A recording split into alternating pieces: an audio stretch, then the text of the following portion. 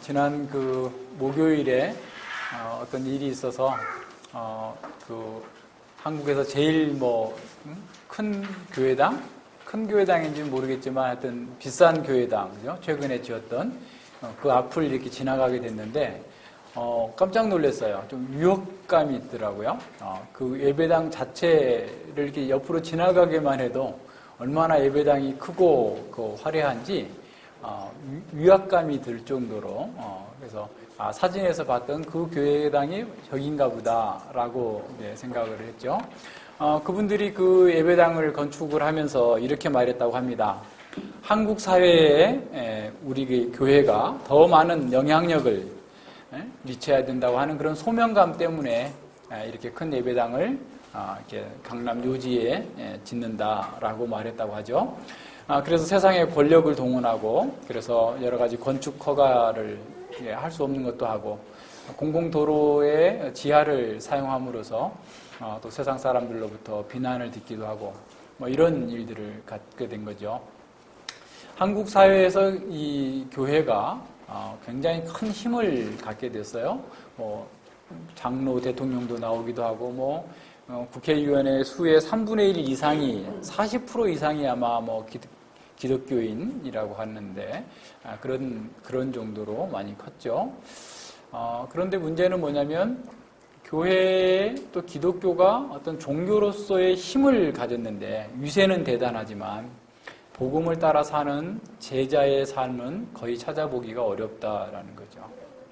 그러니까 교회가 힘을 갖고 위세를 부리고 있기는 하지만 진정한 그리스도의 제자의 삶을 사는 사람들은 희귀하다라고 하는 겁니다. 매주일 예배당에 모여서 말씀을 듣고 또는 자신들이 원하는 기분 좋은 또 위로가 되는 말을 들으면서 아멘을 열창하는 그런 교인들이 그 예배당 문을 나가서 밖에 세상 사람들하고 섞이면 아무런 차이가 나지 않는 이런 상황이 우리에게 지금 반복되고 있죠. 마치 복음을 가지고서 자신의 욕망을 분출하고 자신의 욕망을 충족하는 수단으로 삼고 성경을 자신의 행위에 정당화하는 데 써먹고 있는 그런 사람들 속에 정말 그들이 자기를 부인하고 그리스도의 십자가를 지고 그리스도를 따른다라고 하는 것은 얼마나 생경할까를 한번 생각해 봅니다. 교회를 예배당과 동일시하고 있는 사람들에게 예배당을 교회라고 하는 사람들 속에 예배당을 성전이라고 하는 사람들 속에서 과연 성전으로서 그들의 삶 속에서 하나님의 말씀이 구현될 수 있을 것을 기대할 수 있을 것인지 예배를 하나의 의식으로만 생각하는 사람들 리추얼로만 생각하는 그 사람들 속에 과연 그리스도의 제자의 삶 속에서 구현하라라고 하는 요구가 얼마나 정말 딴 나라 얘기 같은 방언과 같은 그런 상황일까를 생각해 봅니다. 우리가 교회에 대한 이해를 제대로 하지 못하게 되면 교회에 대한 이해를 세상 사람들이 하는 방식으로 해요. 그러니까 교회에 다니는 사람들마저도 세상 사람들과 교회를 인식하고 있는 이해하는 것이 별반 차이가 없는 이런 하나의 종교기관으로서 생각하는 사람들이 많습니다. 근데 우리가 교회에 대한 바른 이해를 갖지 못하게 되면 우리의 삶 자체가 사실은 상당히 손해보는 삶을 살게 돼요. 왜냐하면 전에도 말씀을 같이 나눴지만 우리는 교회 가운데에서 하나님께 드려지는 거예요. 그러니까 내가 아무리 건강하고 내가 아무리 탁월한 신앙적 경건을 가졌다 할지라도 내가 하나님께 바로 기도할 수 없어요. 하나님께서 안 받아주세요. 왜 그러시죠? 우리 하나님, 하늘에 계신 우리 하나님, 교회의 지체일 때 받아주시는 거예요. 우리에게 일용할 양식을 주십시오. 교회와 분리돼가지고 나한테 뭘 주세요. 아무리 기도해도 그 기도 안 돼요. 교회적 사명을 이루기 위해서 제가 이걸 필요해요. 주님, 저에게 이런 일용할 양식 주세요. 라고 해야만 그 기도가 하나님께 연락이 되는 거예요. 그러니까 우리는 너무나 개인주의화된 사회에 살고 있기 때문에 성경에서 말씀해주고 있는 공동체적 교훈, 공동체적인 적용을 해야 될 그 말씀마저도 다 개인적인 적용을 하고 이렇게 살고 있는 거죠. 그러다 보니까 교회의 중요성이 너무나 무시되고 있는 상황에 있는 거예요. 그러나 우리가 하나님께 나아갈 수 있고 예배할 수 있다라고 하는 것 자체가 이미 그리스도의 몸된 교회의 지체로서 가능하다라고 하는 사실을 먼저 잘 인식을 해야 됩니다. 자, 오늘 이제 보편교회에 대해서 공부할 텐데요. 보편교회에 대해서 우리는 먼저 신앙 고백서들과 이런 것들을 먼저 살펴보고, 그럼 보편교회가 뭐고 보편교회로서의 삶을 구현한다라는 것이 어떤 것인지를 오늘 말씀을 통해서 한번 살펴보도록 하겠습니다. 먼저 사도신경과 하이델베르크 유리문답을 좀 보겠는데요. 사도신경에서는 우리가 12가지를 고백하는데 그 중에 9번째가 교회에 대한 고백입니다. 그래서 거룩한 공회를 믿사오며 라고 했을 때 그 공회라는 것이 바로 교회예요. 그러니까 거룩한 보편적인 교회를 믿습니다 라는 거예요. 거룩한 보편적인 교회. 그래서 우리가 교회의 그 속성을 얘기할 때, 교회가 어떤 성품을 갖고 있느냐 할 때, 원 홀리 캐톨릭 처치라고 그랬죠. 하나, 통일성이고, 두 번째는 홀리, 거룩성이고요. 세 번째, 캐톨릭, 보편성이에요. 이제 좀 뒤에 가서 보겠지만, 이제 니케아 신경에서는 사도성을 넣는데, 이제 그건 좀 뒤에 가서 보죠. 어쨌든 지금 우리는 보편적 교회를 믿는다라고 고백을 하고 있어요. 그래서 예수님께서 구속사역을 이루시고 승천하신 다음에 성부께서 성령을 받으셔서, 성령을 주셔서, 그죠? 성자에게 성령을 주시고 성자께서 성령을 우리에게 교회에 보내주셔가지고 오순절에 강림하신 그 성령께서 사도들에게 깨닫게 하고 회심하게 하고 새롭게 하심으로 말미암아서 교회를 세우셨죠. 그래서 그 성령께서는 사도들을 통해서 계속해서 복음을 전하게 하시고 믿는 자들을 통하여서 교회를 세우시는 그 작업을 이루신 거예요. 그래서 성령 하나님은 이제 거룩한 공회를 성령님께서 세우신 그 거룩한 보편적인 교회 그리고 성도의 교통을 이게 사도신경에서 고백하고 있어요. 사도신경에서 교회에 대해서 믿는다라고 할 때 이 믿는다라는 말이 교회를 믿는다라는 말이 도대체 무슨 말인가라고 했을 때 이것을 잘 생각해 봐야 됩니다. 그러니까 거룩한 공회와 성도가 서로 교통하는 것과 죄를 사하여 주시는 것과 몸이 다시 사는 것과 영원히 사는 것을 믿사옵나이다 라고 했을 때 교회도 믿는다라는 거죠. 그럼 교회를 믿는다는 말이 뭔지를 보면 왜 교회를 안다고 하지 않고 교회를 믿는다고 고백했을까? 하이델베르크 요리문답 54문에 보면 이렇게 나옵니다. 54문 문.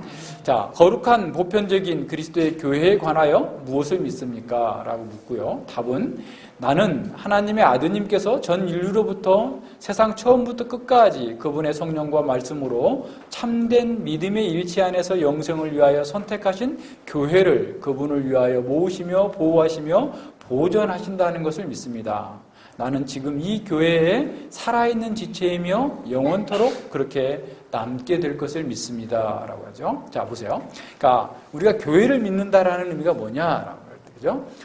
우리가 믿는 것은 사람에게 두지 아니하고 하나님께 두고 있다. 그러니까 여기서 믿는다라는 것은 성삼위 하나님께 우리가 인격체적인 그 하나님을 믿는다 그런 뜻이 아니라 교회는 하나님의 아들로 말미암아서 모아지고 보호받고 보존되고 있고 그래서 그 하나님의 아들의 일을 감당하는 존재라는 사실을 믿는다라는 거예요. 그러니까 교회 자체를 믿는 것이 아니라 교회가 하나님의 아들께서 세우셨고 그 아들로 말미암아서 보존되고 그 아들로 말미암아서 우리에게 주어진 사명을 감당하는 그런 영적인 기관이다라고 하는 의미에서 믿는다라는 말이죠. 이런 사실은 우리가 믿음을 통해서만 알 수 있는 거죠. 자, 교회는 하나님처럼 인격체로서 믿음의 대상이 아닙니다. 그러나 교회는 하나님의 아들이 하시는 일을 믿는 그 믿음의 대상인 거죠. 그러니까 하나님의 아들께서 이루신 그 일을 이렇게 우리가 믿음으로 받는 거예요. 교회를 믿는다라는 것은. 그래서 우리는 거룩한 보편 교회를 믿는다라고 말하는 거죠. 이는 성령께서 말씀을 통해서 깨닫게 하실 때만 알 수 있는 겁니다. 교회는 인간의 노력이나 인간의 필요에 의해서 만들어진 것이 아니고요. 교회는 성삼위 하나님의 사역의 열매로서 주어진 것이고 하나님 나라를 증시하는 영적인 기관이다라는 거예요. 우리가 바로 그것을 믿는 겁니다. 그러니까 교회를 믿는다라고 하는 것은 교회가 그냥 사람들끼리 야 우리가 교회 하나 할까? 이렇게 해서 생기는 것이 아니라 그리스도와 성삼위 하나님께서 이루신 그 사역의 결과로서 그리스도로 몸으로서 세워졌고 그리스도의 그 사명을 감당하는 그런 영적인 기관으로서의 교회임을 우리가 믿는다라는 거죠. 그러니까 교회는 그 누구의 주인이 아니고 오직 성부 하나님, 성자 하나님, 성령 하나님, 삼위일체 하나님이 그 주인 되신다라는 사실을 믿고 믿는다라는 거예요. 자, 우리는 그분께서 주신 말씀에 의지하지 않고는 교회에 대해서 제대로 알 수가 없습니다. 따라서 우리는 교회가 무엇인지를 그분의 말씀을 통해서 배울 수 있게 됩니다. 말씀을 통해서 우리는 교회를 하나님의 아들의 사역으로 알게 되고 성령의 사역의 열매로서 우리는 교회를 알게 되는 거죠. 그래서 하나님의 말씀을 제대로 알지 못한다면 사람 중심으로 자꾸 교회를 생각하게 되는 거예요. 그러니까 이 하나님의 몸된 그리스도의 몸된 교회라고 하면서 교회 지체라고 하면서 하나님의 말씀을 모르니까 그냥 교회 개혁을 얘기한다고 하면서도 계속 인간적인 방식으로 얘기를 자꾸 하는데 그렇게 되면 안 된다라는 거죠. 그래서 말씀과 성령으로 불러 모으시는 주님의 음성을 듣지 못하기 때문에 그곳에 모인 사람들이 사람 중심으로 생각하고 자꾸 사람의 방식으로 교회를 이끌어 가야 된다. 또 사람의 즐거워하는 방식으로 자꾸 활동을 하는 이런 식으로 나아가게 되는 거죠. 그래서 그리스도께서 말씀 사역자를 사용하셔서 말씀을 전하게 하시고 그 전파된 말씀을 통해서 그의 백성을 부르십니다. 목소리를 내는 것은 목사이지만 어떤 사람을 교회로 부르시는 분은 목사가 아니라 바로 주님이신 거죠. 우리는 모두 말씀과 성령으로 그의 백성들을 부르시는 주님의 음성을 듣고 교회에 참여하게 된 것입니다. 따라서 교회는 하나님의 말씀을 가르치고 고백하는 것에서부터 시작되는 거예요. 말씀을 가르치고 그 말씀을 아멘으로 받는 것으로부터 교회가 시작되는 거죠. 말씀이 없이 교회에 대해서 이런저런 나름의 교회론을 펼치는 사람들이 많지만 실상은 그런 사람들은 교회 밖에 있는 거예요. 그러니까 그리스도의 몸된 지체로 교회에 붙어 있지 않다라는 거죠. 자, 보편적 교회를 한마디로 말한다면 하나님의 아들이 영생을 위하여 택하신 사람들을 참된 믿음으로 하나가 되도록 말씀과 성령으로 불러 모으시고 보호하시고 보존하는 것입니다. 그러면 이러한 보편교회는 어디서 또한 알 수 있을까요? 역시 하나님의 말씀이 전파되어지는 곳에서 알 수가 있는 겁니다. 다시 말하면 이 보편교회는 그냥 눈에 보이지 않는 어떤 교회가 아니라 하나님의 말씀이 전파되어지고 있는 지역교회에서 우리는 그 보편교회를 알 수가 있게 되는 거죠. 그래서 말씀이 전파되는 이 지역의 교회가 거룩한 보편교회인 것입니다. 나도 지금 이 교회에 살아있는 지체이며 영원히 걸어갈 것을 믿습니다라고 고백하는 그 교회가 바로 보편교회인 것이죠. 그러니까 말씀의 선포가 교회의 성격을 규정합니다. 따라서 보이는 말씀인 성찬도 교회에서만 행하는 거예요. 그러니까 이걸 모르면 사람들이 성찬을 어디서 하죠? 신학교에서도 하고 세례를 무슨 대안학교에서도 세례를 베풀고 뭐 아주 그냥 마음대로 하는 거예요. 군대에서도 막 하고 이런 것들이 다 뭐예요? 이런 하나님의 말씀으로 인한 교회가 뭔지를 모르기 때문에 자신들의 편의와 유익을 따라서 이렇게 행하게 되는 겁니다. 우리는 이것이 그저 성경에서 말하는 어떤 이상적인 얘기만을 얘기하는 것이 아니고 우리의 현실에서 분명히 잘 드러나야 될 것을 잘 인식해야 돼요. 그래서 이렇게 교회를 세우고 유지하고 보존하시고 보호하시는 그 하나님을 믿고 그 믿음 안에서 그렇게 따라서 교회를 세워나가겠다라고 해야 되는 거죠. 그러니까 이렇게 하지 않으면 우리는 이 교회의 머리이신 그리스도를 무시하는 것이 됩니다. 그래서 우리 주님께서 이 세상에서 가장 강력한 힘인 죽음의 힘, 사단의 권세마저도 교회를 무너뜨릴 수 없다라고 했는데 우리가 이 말씀을 제대로 이해하지 못하고 세상 방식으로 교회에서 이런저런 일들을 하게 되면 교회가 자꾸 분란이 있을 수밖에 없어요. 왜냐하면 하나님 말씀대로 하지 않으면 자신에게도 유익하지 않고 다른 사람에게도 유익을 주지 못합니다. 그렇기 때문에 그래요. 그래서 늘 말씀 안에서 이루어져야 돼요. 그러니까 어떻게 보면 이게 교회가 영적인 기관이 아니고 그냥 사람들끼리 일반적으로 어떤 취미가 같고 어떤 뭐 성격이 비슷하고 또는 어떤 무슨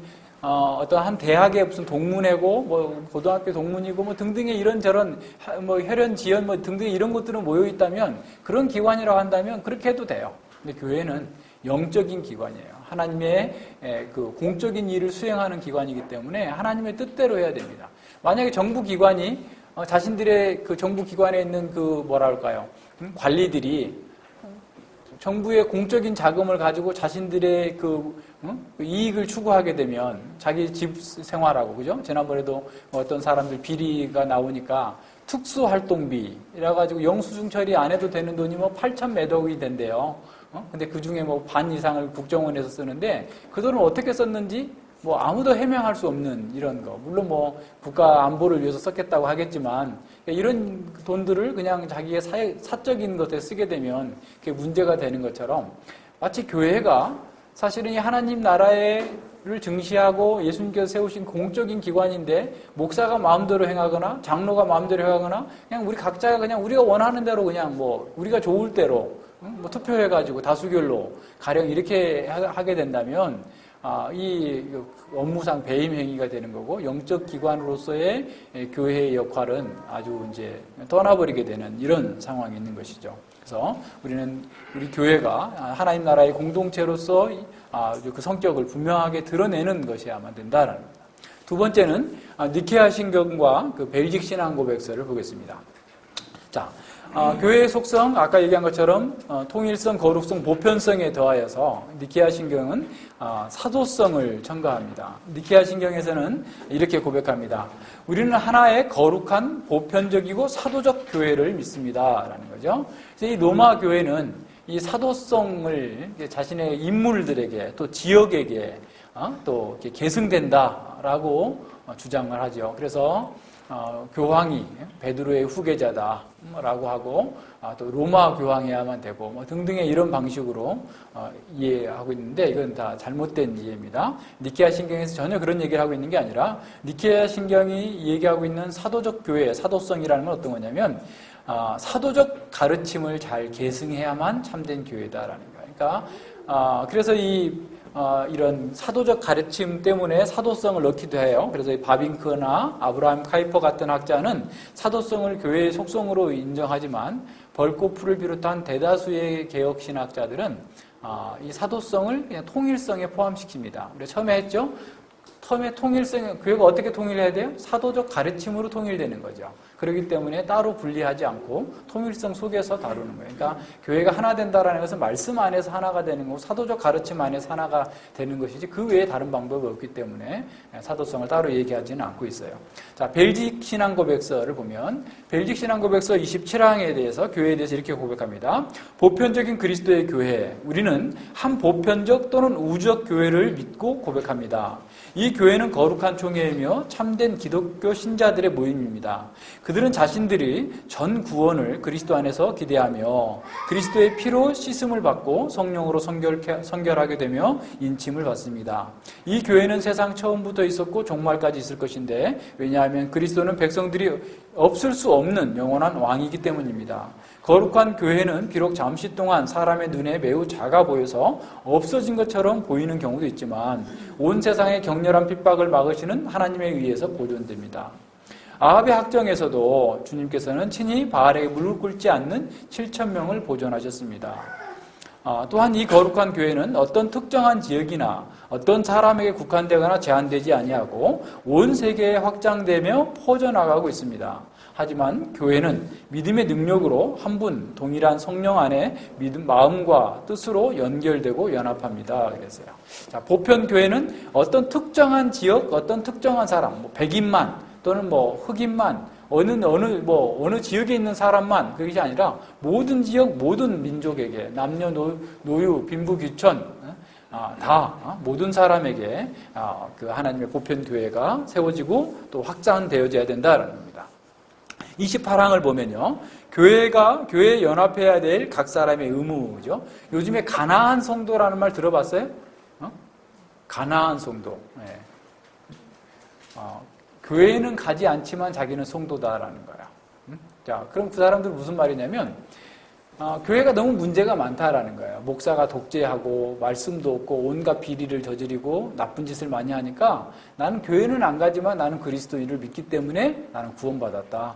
라고 생각하는 사람들이 100만 명이나 된다나 어쩐다나 그래요. 어떤 언론에 보면. 그러니까 그냥 옛날에 교회 한 번씩 나가보고 안 나가도 나는 종교가 뭐냐고 하면 뭐라고 쓰죠? 기독교라고 쓰고 이제 안 나가는 사람들 등등의 이런 사람들을 아마 그렇게 얘기하는데 그럼 그게 가능한 거냐라는 거예요. 벨직 신앙 고백서 28장엔 거기에 대한 그 질문에 답을 주고 있어요. 우리는 이 거룩한 모임과 총회가 구속받은 자들의 모임이며 이 모임 밖에는 구원이 없기 때문에 어떤 지위와 자질을 가진 사람이라 해도 교회를 떠나 혼자 있는 것에 만족해서는 안 된다는 것을 믿습니다. 그죠? 교회를 떠나서는 스스로 만족할 수 없다는, 구원받을 수 없다는 거예요. 오히려 각 사람은 오히려 모든 사람은 각각 교회에 가입하고 교회와 연합함으로 교회의 통일성을 유지해야 할 의무가 있습니다. 모든 사람은 반드시 그 자신들을 교회의 가르침과 권징에 복종시켜야 하며 그 목에 예수 그리스도께서 주신 멍에를 메고 하나님께서 같은 몸의 지체인 그들에게 주신 은사에 따라 형제와 자매를 세우기 위해 봉사해야 합니다. 이것에 더욱 효과적으로 복종하기 위하여 하나님의 말씀에 따라 교회에 속하지 아니하는 자들과 분리하는 것과 하나님께서 교회를 세우신 곳이 어디든지 그 모임에 가입하는 것은 모든 신자들의 의무입니다. 그러니까 아무리 멀더라도 가야 된다라는 거예요. 자, 신자들은 통치자나 군주의 칙령이 교회를 반대하며 죽음과 육체의 형벌이 뒷따른다 할지라도 이 의무를 수행해야 된다. 그러니까 교회에 가입하면 죽는다 할지라도 그 의무를 수행해야 된다라는 거예요. 그러므로 교회를 떠나거나 교회에 가입하지 않는 사람은 모두 하나님의 법령에 반대되는 행동을 하는 것입니다라는 거예요. 반드시 이 지교회에 참여해야 된다라는 거예요. 자, 거룩한 보편교회 밖에는 구원이 없다라는 겁니다. 우리는 우리의 구원과 떨어질 수 없는, 교회는 우리의 구원과 떨어질 수 없는 그런 관계에 있죠. 그러나 많은 사람들이 교회에 대해서 별로 중요하게 생각하지 않습니다. 예수 그리스도를 개인적으로 믿으면 되지 꼭 교회에 가서 등록하고 이것저것 헌금하고 이렇게 해야 되느냐라고 생각을 하는 사람도 있는 거죠. 또 어떤 사람들은 교회 가면 아무 교회나 가지 꼭 특정한 교회를 가느라고 그렇게 멀리까지 가야 되느냐라고 얘기하기도 하고, 또 어떤 사람들은 지역교회가 문제가 많으니까 그냥 봉사단체, 기독교 봉사단체, 파라처치, 선교단체 이런 데 가서 그냥 열심히 봉사하면 되지 꼭 교회에 가지 않아도 된다는 등의 얘기를 하기도 합니다. 그러나 이것은 교회론의 타락을 보여주고 있는 거죠. 이 땅에 있는 교회에 속하지 않고서는 하나님의 교회에 속할 수 없다는 것을 분명히 알아야 됩니다. 성령과 말씀으로 불러 모으시는 교회에 속하지 않고서는 하나님의 교회에 속하는 법은 이 땅에서도 하늘에서도 없다는 사실을 기억해야 됩니다. 어떤 사람은 아무 교회에 나가서 예배만 드리면 되지 않느냐라고 얘기하죠. 그러면서 이 교회 저 교회에 떠돌아다니면서 예배를 드리기도 해요. 그것도 문제입니다. 왜냐하면 세상에는 교회라는 이름을 가졌으나 한 거룩한 보편교회에 속하지 않는 거짓 교회들이 많기 때문에 그렇습니다. 아무리 숫자가 많고 건물이 크고 오랜 역사를 가지고 있고 정통적인 모습을 다 가졌다 할지라도 거룩한 사도적 복음에서 떠나버린 교회는 보편교회라고 할 수 없는 것이죠. 그저 하나의 종교 집단에 불과할 뿐입니다. 구원은 참된 거룩한 보편교회 밖에서는 발견할 수가 없고 거룩한 보편교회 안에서만 발견할 수 있습니다. 그래서 교회는 예수 그리스도께서 세우신 기관이기 때문에 이 안에서만 믿음을 얻고 또 구원을 누릴 수 있게 됩니다. 어떤 사람은 구원 얻기 위해서 그리스도께 속하는 게 문제지 교회에 속하는 것은 그렇게 문제가 되지 않는다라고 얘기할 수도 있죠. 자, 그러나 그리스도께 속하게 됐다면 반드시 그는 교회에 속해야 된다라는 사실을 분명하게 이해해야 됩니다. 교회에 그렇다고 해서 또 반대로 교회에 속해 있기만 하면 교회의 회원이면 무조건 구원받는다 라고 얘기하는 거예요. 그러나 또 그렇지 않아요. 개혁교회에 속해 있다고 해서 자동적으로 구원받는 게 아닙니다. 그가 그리스도께 속해야만 교회에도 속하게 되어 있는 거예요. 그래서 우리 자신을 한번 점검해 봐야 됩니다. 우리는 지금 교회 안에 있습니다. 그러나 더 중요한 것은 그리스도께 속해 있느냐라는 것이 더 중요한 것이죠. 그리스도의 부름을 인식하고 그분의 품 안에서 안식을 누리는 것이 우리에게 더 중요한 일입니다. 그래서 그리스도께서는 지금 하늘에 계시지만 그러나 지금 성령으로 땅에도 계십니다. 그래서 히브리서 13장 5절에 보면 돈을 사랑치 말고 있는 바를 족한 줄로 알라 그가 친히 말씀하시기를 내가 과연 너희를 버리지 아니하고 과연 너희를 떠나지 아니하리라 그랬어요. 지금 하나님께서 주님께서 우리와 함께 계시다라는 거죠. 마태복음 28장에서도 내가 세상 끝날까지 너희와 함께 있으리라 라고 말씀하셨어요. 예수님께서는 지금 말씀과 성령으로 우리에게 와 계셔요. 지금 우리에게 와 계신 것, 보편 교회 가운데 계시는 거예요. 그래서 이는 참된 그리스도의 신자들이 서로 하고 있는 교회이죠. 그래서 목회자가 말씀 사역자가 사도들과 선지자들이 전해준 그 말씀을 선포하는 그 교회 가운데 예수님께서 계시는 거예요. 그래서 예수님께서 우리 가운데 계시면서 말씀으로 설교로 또한 다스림으로 우리 성도들끼리 서로의 교제와 양육하는 가운데 그리스도께서 함께 임재해 계시는 거예요. 그렇기 때문에 교회 안에 있어야만 그리스도의 다스림과 통치 안에서 그리스도의 보호와 양육을 받으면서 그리스도께 주시는 그 복을 누릴 수 있다라는 사실을 기억해야 됩니다.